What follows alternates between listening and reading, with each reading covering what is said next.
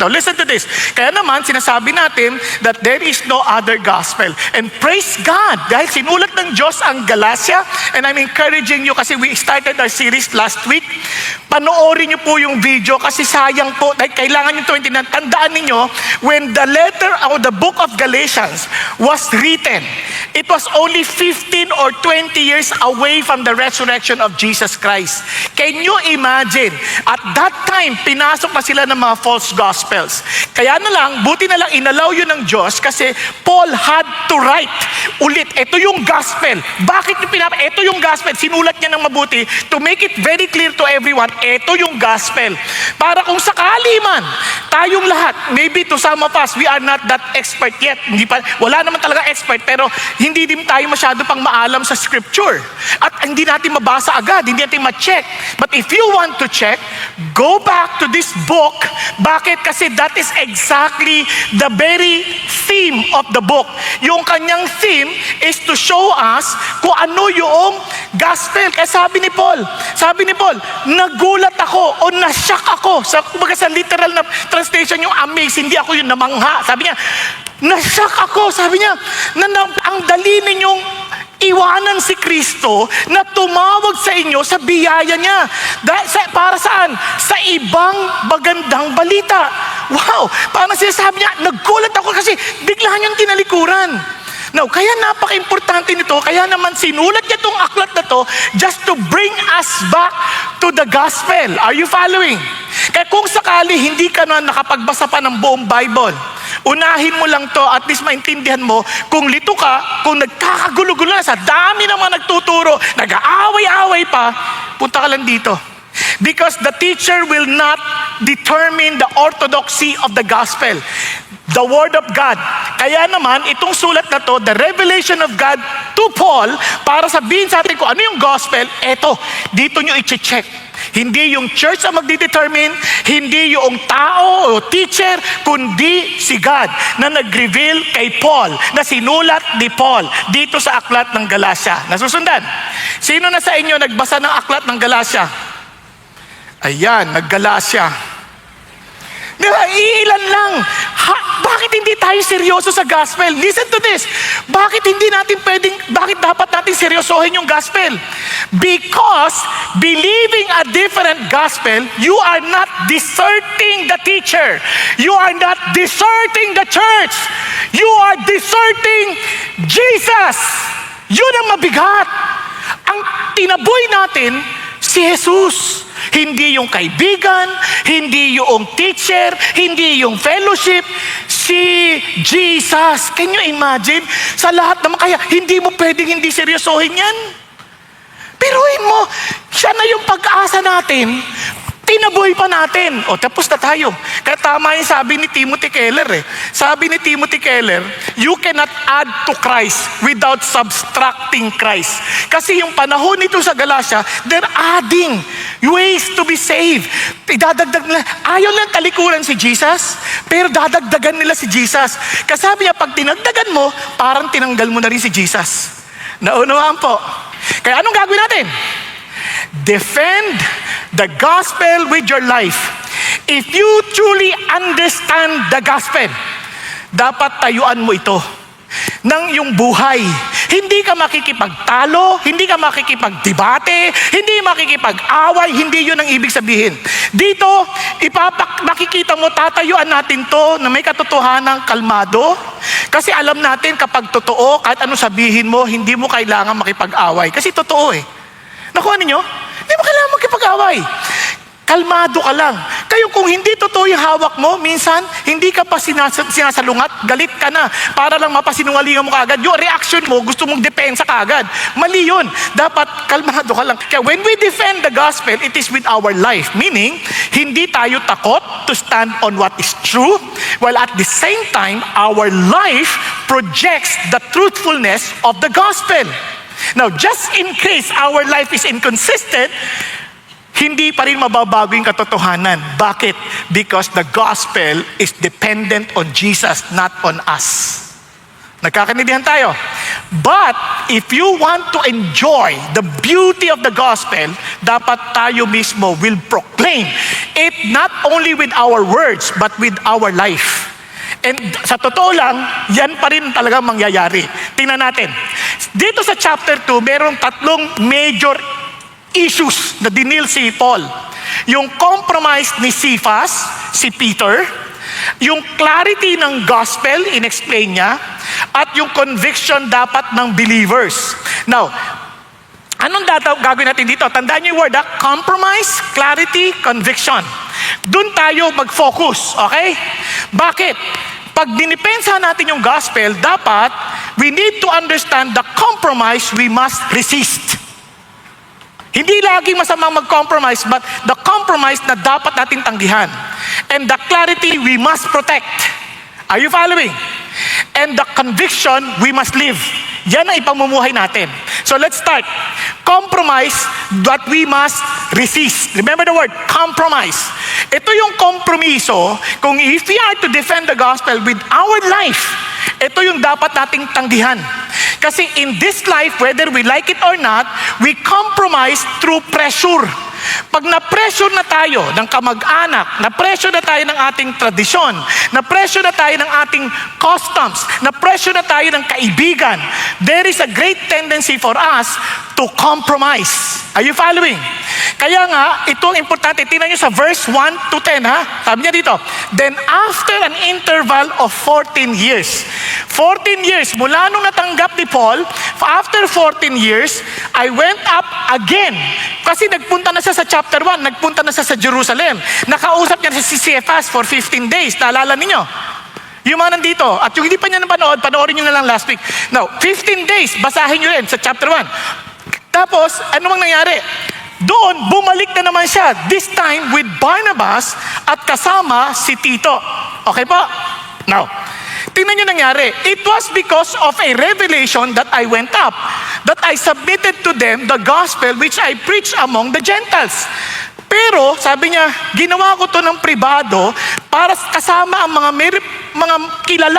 kilala na sa takot ko na tumatakbo ko at tumakbo ko nang walang saysay. Can you imagine? 14 years you've been ministering to people after receiving the gospel. Tapos napag-usapan nyo na to before, ngayon, babalik ka na naman. Bakit? Si Paul, na napakatapang, biglang natakot. Natakot saan? Na masayang yung ginagawa ko. Kaya I need to check again with them. Tingnan nyo mabuti, ha? May revelation ka na sa Diyos. If you have the revelation from God, sino pang pwedeng sumalungat sa'yo? Pero hindi yan guarantee na kapag meron kang revelation sa Diyos, walang confirmation sa tao. Kaya yung unang mga alagad ni Kristo, tulad nila Pedro, nila James, o nakagani si John, sila nakasama ni Jesus. Imposibleng magpakita at magsabi ang Diyos ng salungat sa sinabi niya sa pamamagitan ni Kristo Jesus sa kanyang unang mga alagad. So doon, may check mo. Tama ba? Hello? Nandiyan ba kayo? So, doon niya maintindihan na wag lang, nagpakita ang Diyos, gumagawa siya ng himala. Totoo yan. Hindi pwedeng sumalungat yan doon sa talagang mismong sinabi rin ng Panginoon. It must be aligned. Andiyan pa kayo?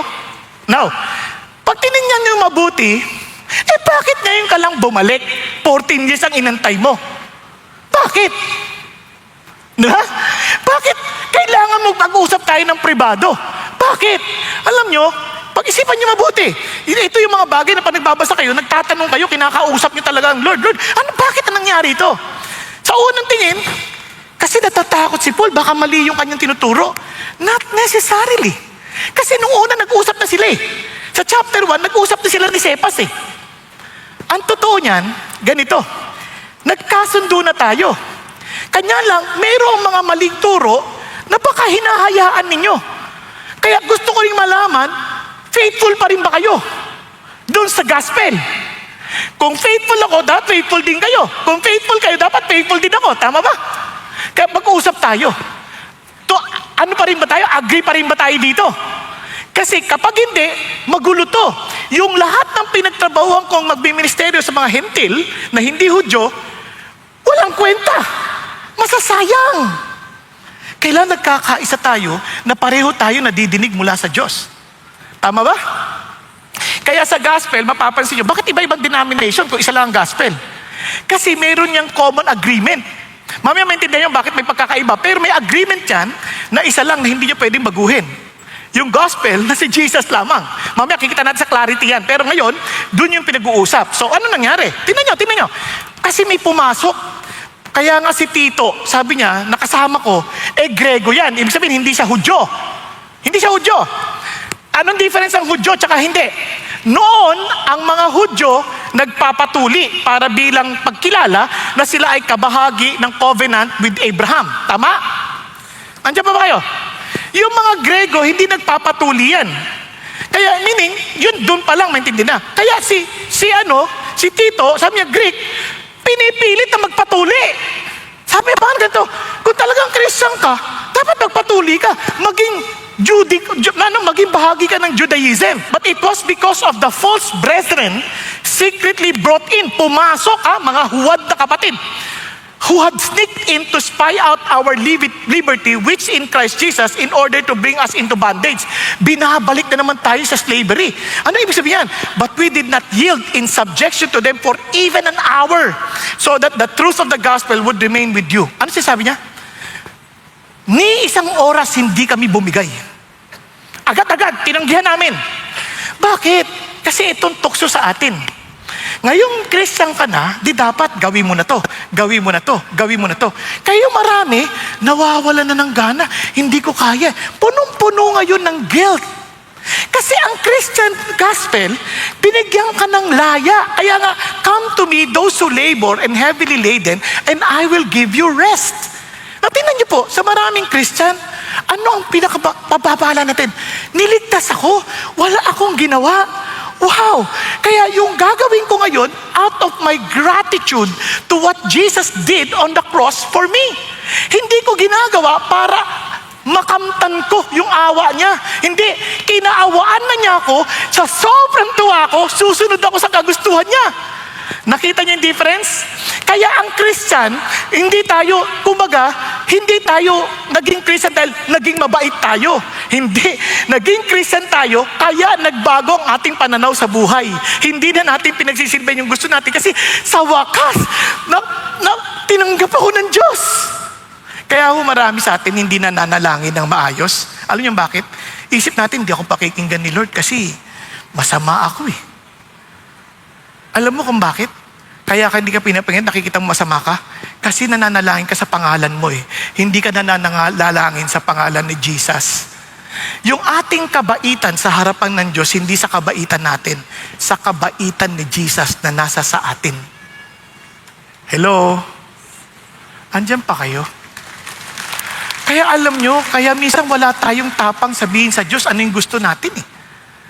No, kapatid, kaya minsan ang kaligtasan natin nakabatay pa. Kapag tinanong mo, pag namatay ka, pupunta ka ba sa langit? Ang dami ko pang kabalbalang ginagawa eh. Bakit? Dahil ba sa ginagawa mo kaya ka pupunta sa langit?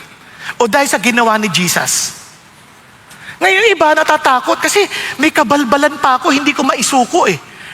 Hindi, isuko mo. Problema ba yun? Baka hindi ko magawa ko ulit eh. Kung magawa mo ulit, isuko mo ulit.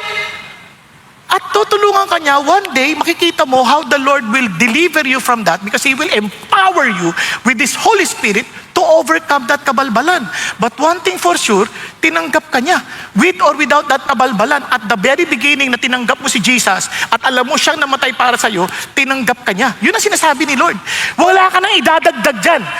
Yung pagbabago, siya pa rin ang kikilos para sa'yo. Tutulungan ka niya para magbago.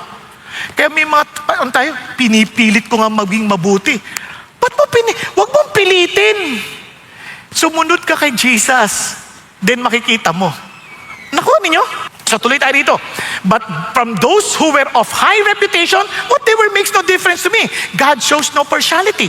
Well, those who were of reputation contributed nothing to me. Nung nag-usap kami, wala na silang naidagdag. We have the same gospel. Then, on the contrary, seeing that I've been entrusted with the gospel to the uncircumcised, just as Peter had been to the circumcised. Tingnan nyo Whoever effectually worked for Peter in his apostleship to the circumcised, effectually worked for me also to the Gentiles. Yun, biglang naintindihan nila. Okay, hindi natin kailangan magtalo dito. Alam natin the gospel is Jesus Christ. Ngayon, si Peter, ang focus niya sa mga circumcised, sa mga Hudyo. Obviously, he cannot go against agad-agad kakomprente yung mga Hudyo. You minister to them, but same gospel. Ako naman, I will minister to the uncircumcised, to the Greeks, with the same gospel. Kaya maraming denomination, may kanya-kanyang reach yan, hindi pare-parehas. Iba yung reach ng CCF, iba yung reach ng VCF, iba yung reach ng GCF, pero lahat yan CF. The idea is this, with only one gospel, Christ as the foundation. Iba-ibang reach, pero dun kayo nag-unite. Si Jesus lang ang tagapagligtas, walang iba. Kaya sabi ni Paul, and recognizing the grace that had been given to me, si James, si Cephas, and John, who were reputed to be pillars, gave to me and Barnabas the right hand of fellowship so that we might go to the Gentiles and they go to the circumcised. So ayan, pare, tuloy tayo ha. Punta ka doon ha. Ikaw nang bahala sa mga hentil. Kami nang bahala. We have the same gospel. Wala tayong problema. Kayo nang bahala sa mga Hudyo. Pero isang bagay lang na dapat common tayo ha. Ano yun? Huwag natin kalimutan yung mga mahihirap. The very thing also was eager to do. Meaning today, regardless whether Jews or Greeks, please, huwag nyo naman itabo yung mga mahirap. Abutin nyo sila. Because Jesus Christ was anointed to preach the gospel to the poor. Kaya yung iba, nagko-compromise naman through fear. Takot naman, hindi lang pressure. Kasi sabi ng mga kamag-anak mo, tinalikuran mo na ang dati nating mga pananampalataya. Hindi, wala akong tinalikuran. Tinalikuran ko yung mali. Tinuruan ko hinarap ko si Jesus. Di ba? Kasi may mga pressure eh. Kaya tinan nyo. But when Cephas came to Antioch, I opposed him to his face because he stood condemned. Ano nangyari? Noong una, kumakain siya kasama niya. Bago dumating sila James, kumakain siya kasama yung mga hentil. Noong dumating na, unti-unting lumayo na. At naging aloof na as if hindi na sila kakilala. Uy, teka. Ano nangyari? Kasi ganito yan. Yung mga Hudyo, they cannot eat with the Gentiles. Kasi tingin na sa mga Gentiles, mga unclean. So may mga seremonya sila to clean themselves. Hindi na ginagawa ng Gentiles yun. Nung una, okay lang si Peter kasi wala nang pagkakaiba eh. Hentil ka o Hudyo, we are all one body in Christ. So kumakain sila together. Biglang dumating yung mga ibang Hudyo. Dahan-dahan, lumayo na si Peter. Natakot siya. Anong sasabihin ng iba? Nung lumayo, parang hindi sila kilala. Peter, inisnab. Bakit? Kasi magagalit yung ibang Hudyo. Yun ang sinasabi dito. Fearing the party of the circumcision. Now, ito na. The rest of the Jews joined him in hypocrisy. Ang hypocrisy, yung alam mo yung tama, hindi mo ginagawa. Kasi sa atin, ang hypocrisy, ganito eh. Basta galit ako. Hindi ko pwedeng pakita sa kanya, mabait ako. Hello? Galit ako, no? Hipokrito. Ano ko? Hipokrito? Hindi. Ano ang tama? Ang tama, ang sabi ng Lord, bumati ka sa kahit hindi bumabati sa'yo. Yun ang tama. Tama ba? Anong hypocrisy? Na hindi kang ngumingiti dahil galit ka sa kanya. Hipokrito ka. Hindi ayokong ngumiti kasi masama loob ko eh. Ano ko, hipokrito? You see the difference? Yung hipokrito, hindi mo ginagawa yung pinasasabi ng Diyos na alam mo. Hello? Naintindihan? Okay ba tayo dyan? Para nakatulala kayo Kaya pag hindi kayo nagpapatawad, hipokrito kayo kasi alam nyo, dapat magpatawad. Ang sabi dito, but when I saw that they were not straightforward, yung word na straightforward dito, marinig niyo yung saltang orto. Pag hindi diretso, hindi tuwid. Ibig sabihin, ito yung paniniwala mo, tapos hindi kayo diretso. Kaya ang tawag din sa ngipin, orthodontics, di ba? Hindi pantay-pantay, pinapantay. Ginagawang straight. Yun ang sasabi niya, hindi kayo tuwid Nakita niyo ngayon, epekto ng gospel? Ang gospel, maapektuhan even the way you treat people, in the way you eat, in the way you behave. Kasi the gospel affects us. Kasi sabi niya, hindi kayo tuwid Bakit? Iba yung ginagawa nyo sa pinipreach nyo. Ang sabi ng Bible, love even your enemies. Tapos bigla, ito lang kapatid mo. Hindi mo lang kalahi, tinanggihan mo na. Nako nyo? Minsan ganun tayo parang hirap tayo maka-fellowship. Sorry, are you Filipino? Yes, but I can't understand you, I speak in English. I came from the US for about 2 weeks ago, and I can understand you're Filipino. Ano? Wow! Tapos, ayaw makapag-fellowship kasi iba siya eh. Walang ganunan. We fellowship because we're brothers and sisters in the Lord. Bakit ngayon pipilitin mo yung mga hindi, magiging Hudyo, magpapatuloy sila, kayo nga hindi nyo kayang bumaba sa kalang level eh. Kaya tatandaan nyo ang Christianity, it transcends race, it transcends preference, it transcends culture, it transcends our political affiliation. Lagpas na tayo dyan. Because we focus on one thing, the kingdom of God. Kakaintindihan? Kaya tingnan nyo, balik tayo dito. Kaya sabi nga nito, ang ganda, if approval means more to us than Christ, compromise begins. Kapag lagi nakasentro sa atin, alam nyo na, magkokompromiso na tayo. Bibigay tayo at bibigay. Kasi ang focus natin nasa ating sarili. Kaya never ever compromise. Now, let's deal with this. Sabi niya, kaya may clarity. Kailangan i-clarify natin ano ba yung gospel. Sabi niya, ito yung dapat natin protektahan. Tingnan nyo, sabi ni Paul, kami Hudyo na at mga makasalanan din among the Gentiles. Hudyo na kami. We have the law. Tuloy pa natin. Nevertheless, kahit alam namin, sabi niya, yung tao hindi mapapawalang sala dahil sumunod kami sa batas. Alam namin yung batas. Ngunit sa pamamagitan lamang ng pananampalataya kay Kristo Jesus.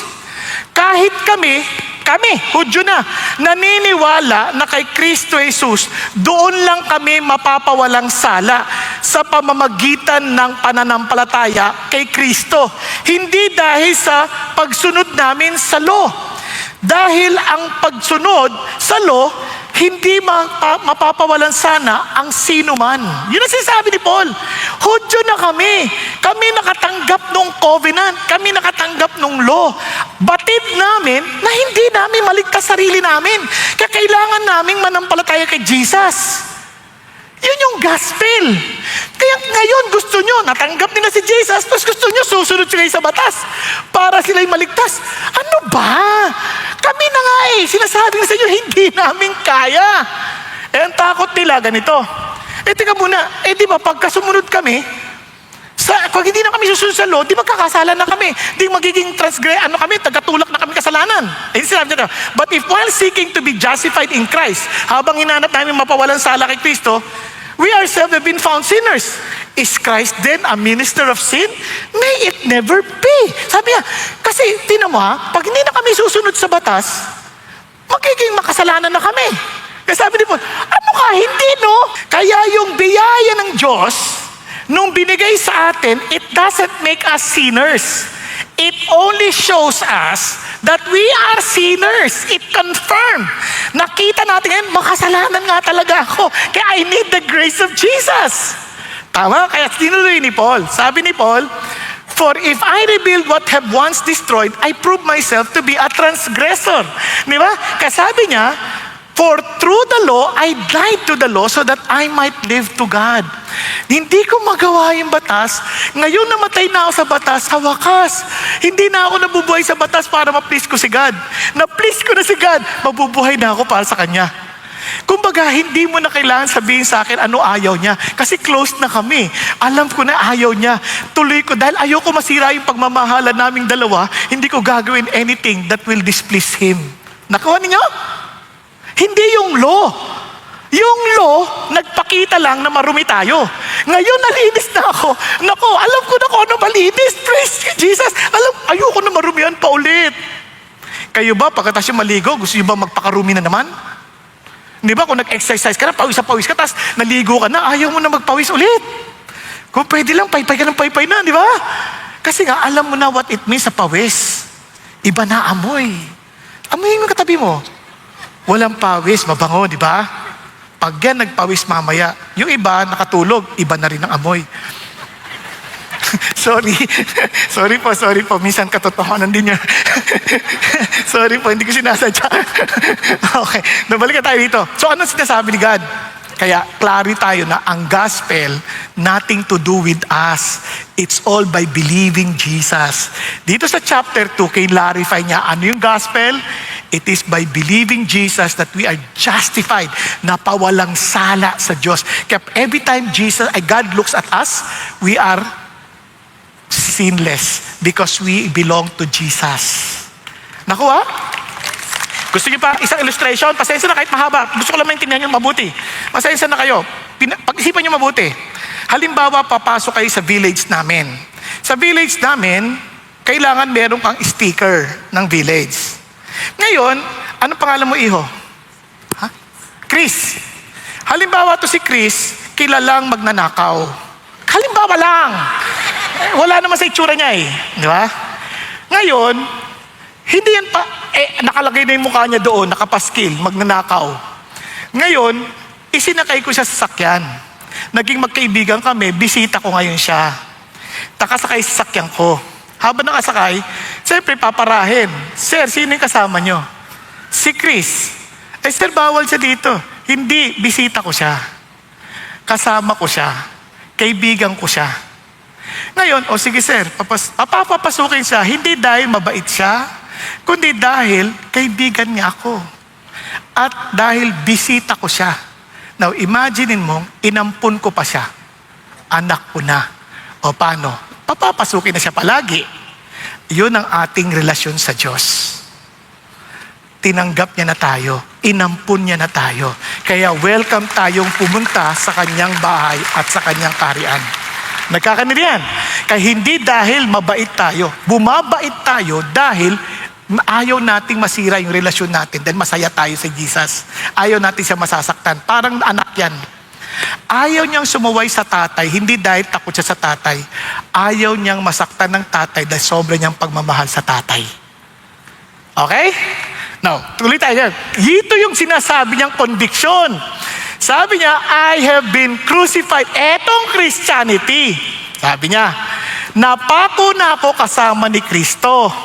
Hindi na ako ang nabubuhay, kundi si Kristo na nabubuhay sa akin. Sabi niya, ngayon, yung buhay ko ay nabubuhay ako sa pananampalataya kay Kristo. Kaya, kunyari, para maintindihan niyo lang to, para mabilis lang. Kunwari, may gusto ako. Ayaw ni Jesus. Sabi ko, Lord, gusto ko siya.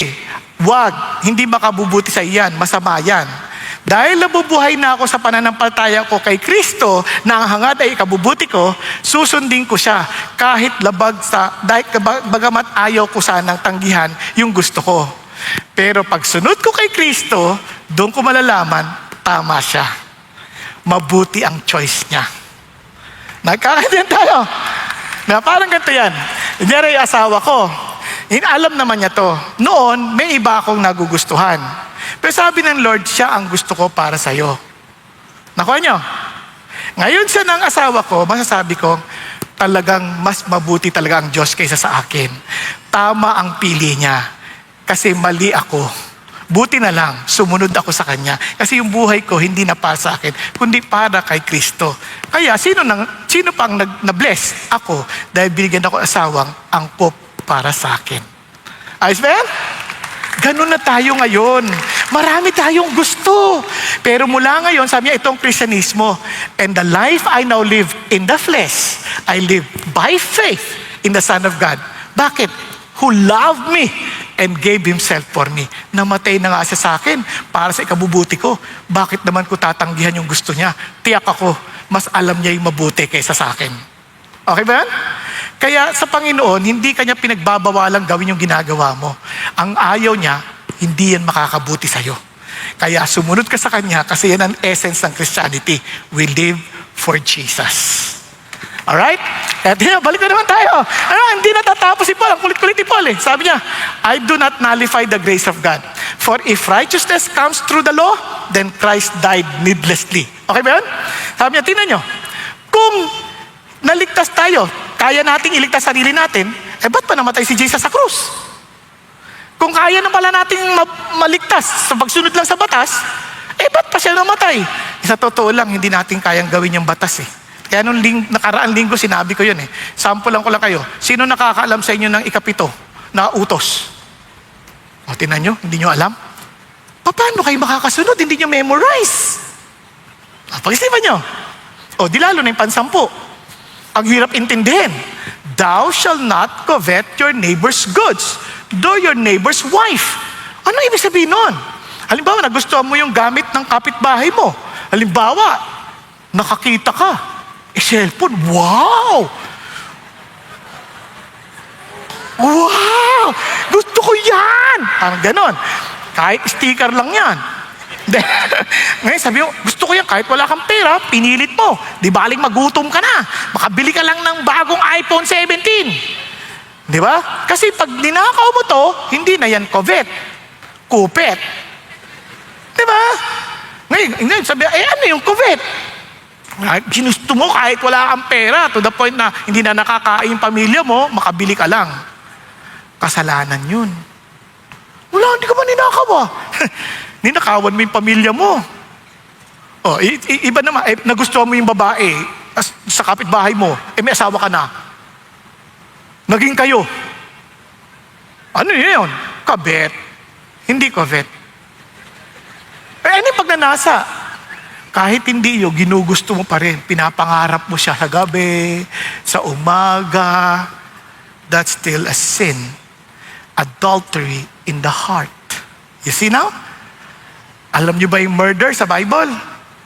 Yung galit ka lang sa kapatid. Yung galit na wala ka naman talaga ginawang galit. Ay, nakita mo lang, naayaw mo lang sa kanya. Ba't pa nandito to? Ba't nagkatin to na service? Yung isang nakita mo lang, yung mukha pa lang, naasar ka na. Yun, murder na sa Bible yun. Ilang tao na ganyan nyo, yun pag nakita nyo, asar na kay kagad, wala pa siya ginagawa. Parang, ba't pa ito nabuhay? Parang ganun. May mga ganun eh. Yung iba ka, amoy lang eh. Amoy lang, asar ka na eh. Murder yun sa Bible. And no murderer has eternal life. O paano tayo maliligtas? If not because of Jesus. Amen? Are you following? And that is exactly the point of the gospel. The life we live is no longer the life of our own life, but the life of Jesus who died for us. Amen po? Kaya yun ang nagbibigay ng transfer. Hindi yung ating promises, hindi yung ating effort, kundi yung Diyos na nangako at yung Diyos na nagbigay ng bago buhay sa atin. Katama si Timothy Keller, the gospel is not a good advice. It is a new life in Christ. Tayo pong lahat ay yumuko at pumikit sandali. So ano na ating gagawin ngayon? How are we to defend the gospel? Una, always remember this, that your salvation is not based on your merits. It is always based on what Jesus did on the cross. Dahil ang una mong kalaban, ang demonyo mag-aakusa sa iyo na ikaw ay walang pag-asa, hindi ka tatanggapin ni Jesus. Pero kailangan mong tayuan at sabihin, sorry, Jesus is true. He died for me. He rose again from the dead, and He has forgiven me 100%.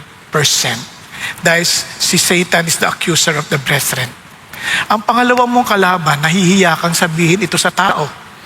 Wag. All the more they need the gospel. And you're the first one that God wants to use upang ikaw ay magsabi, I know and I met Jesus and He wants to meet you too. Kaya naman, never stop sharing the gospel.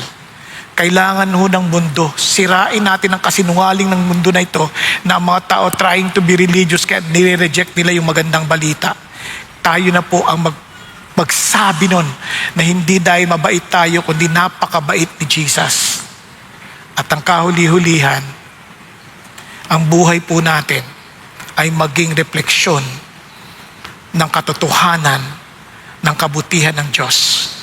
Sa ating trabaho, maging matuwid tayo, maging sa ating pagkain, sa ating pakikipag-ugnayan sa tao, sa ano man ang ating ginagawa, sa pag-aaral, sa bahay.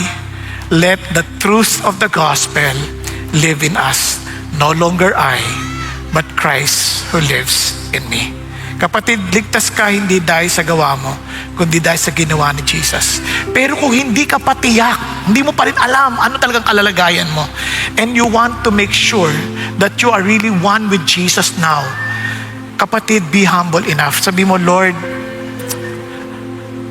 I accept you as my Lord and Savior. I know there is no other gospel but you. Lord Jesus, thank you for saving me. Thank you for giving me a new life and allow me to live solely only for you. Thank you, Lord. Now, kung yan ang hangarin ng puso mo, be humble enough. Maging sa nasa online, itaas mo kamay mo sa Panginoong Jesus. Yes, taas mo, yes. Mga nandito, sa nasa balcony, nasa upper balcony. Yes, be humble enough and say, Lord Jesus, thank you, thank you. Lord, there is no other gospel but you. And I accept you as my Lord and my Savior. I accept you as the only way for me to be saved. I accept you as the only way for me to be forgiven. I accept you as the only payment that God accepts in order for me to be acceptable before God. Thank you that I am justified not because of my promises. I am justified not because of my merits, but all because of Jesus, who died on the cross for me, and He rose again on the third day according to the scripture. And with Him, I will live forever. Thank you, Jesus. Thank you, Lord. And I pray right now, oh God, I pray for every family we represent. Allow all of us to reflect the truth of the gospel. Allow all of us to be a reflection of Jesus wherever we go and whatever we do. Whatever we aspire to have in life, let no one else be honored and glorified but Jesus. Allow us always, Father God, to remember that it is no longer I who live, but Christ who lives in me. Hallelujah. We love you, Lord. We love you, Jesus, because you first love us. We give you all praise. We give you all glory. In Jesus' name, hallelujah. Amen, amen, and amen.